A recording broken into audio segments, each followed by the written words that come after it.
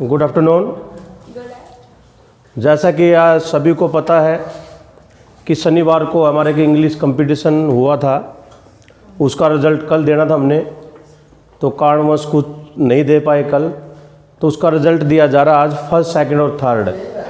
केवल हम पोजीशन ही बताएंगे 3 बच्चों की। बाद में यदि कोई बच्चा अपने नंबर पूछना चाहता है तो वो बाद में बताएंगे, अब सभी बच्चों के नंबर नहीं बताए जाएंगे। अब तो केवल पोजीशन बताई जाएगी फर्स्ट, सेकंड और थर्ड। तो बेटा एक तो जैसे उस दिन पेपर के अंदर देखा, कई बच्चों के साथ में मतलब मना करे, धक्के से उनको पेपर दिया जा रहा था। तो इसके जो ये कंपटीशन होता है, इसका जीवन के अंदर एक अहम रोल होता है। यदि हम अब ही कंपटीशन से भागेंगे तो आने वाले समय में हमने बहुत फाइट करनी है, कंपटीशन में भाग लेना है। पता भी होगा यदि हम 1-2 बार कहीं गए हैं तो आज के समय के अंदर कितना कंपटीशन है, चाहे वो एडमिशन से रिलेटेड है, चाहे वो किसी जॉब से रिलेटेड है। हंसना नहीं बेटा। तो कोई भी काम एकेडमी के अंदर किया जाता है, वो एक सिस्टम से किया जाता है, और उसमें आपसे एक रिक्वेस्ट है कि थोड़ा सीरियस रहा करो। भाई सभी के लिए कंपलसरी था, एक सोचने की बात है। अब आपका रिजल्ट बताया जाएगा।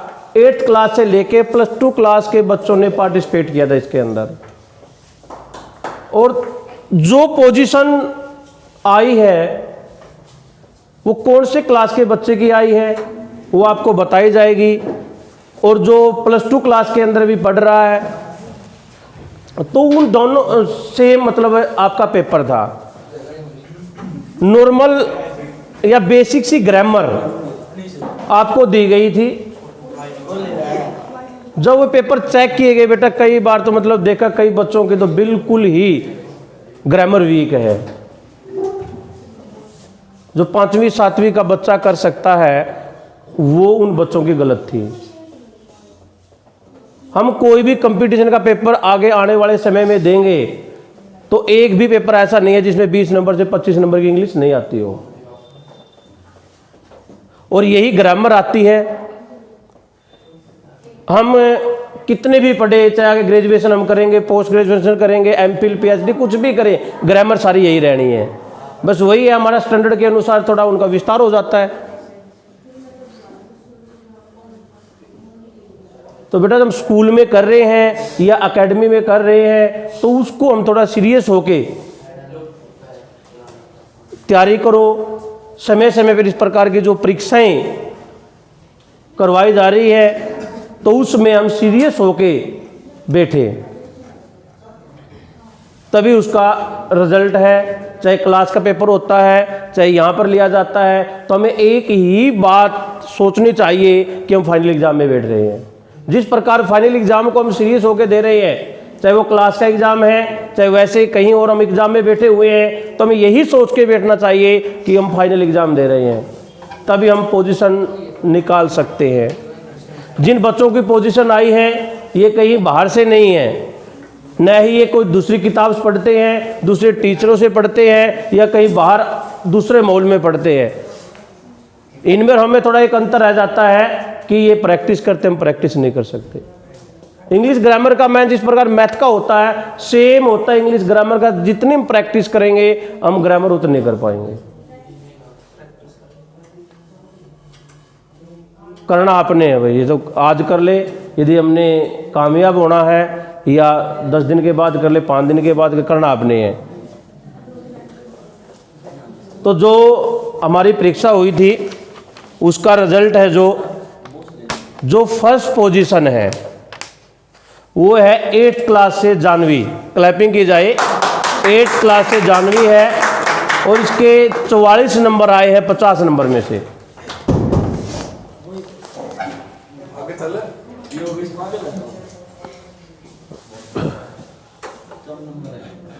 हाँ कम है बेटा, अगर ज़्यादा ले लेगी ले बेटा डाल।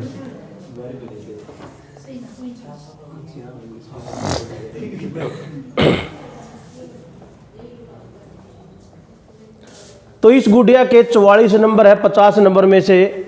ग्रामर मोस्टली ठीक है। जो हमारा 10 नंबर का राइटिंग का था उसके अंदर इसके 1-2 नंबर कटा है। ग्रामर मोस्टली ठीक कर रखी है।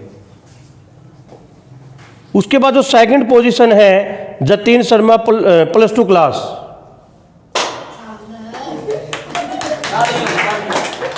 तीस नंबर है इसके 50 में से। भाई आ जाओ बेटा।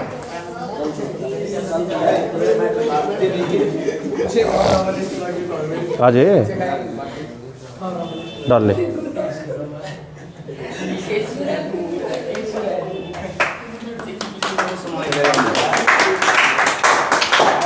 और थर्ड पोजीशन है अनीस है +1 क्लास, 28 नंबर है इसके।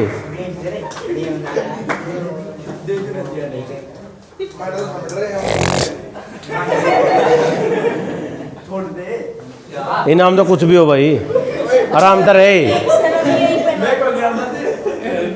लियो आज रहे।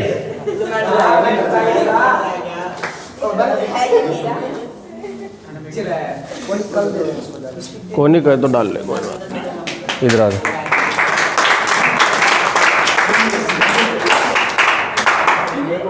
तो बेटा ये पोजीशन थी हमारी फर्स्ट सेकंड थर्ड।